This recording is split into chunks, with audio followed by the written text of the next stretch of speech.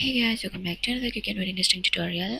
So in this quick tutorial, I'm going to show you how to add comments on Google Sheets. So first of all, want to open Google Sheets.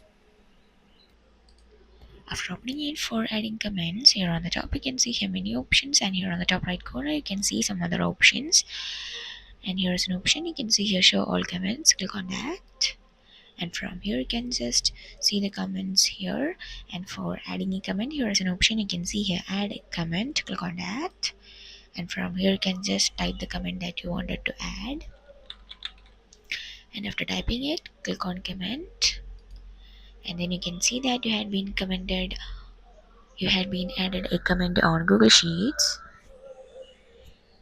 So that's it for this quick tutorial. I hope this tutorial will be helpful for you. Make sure to hit the like button and the subscribe button for more such quick and very interesting tutorials. See you in the next one. Take care.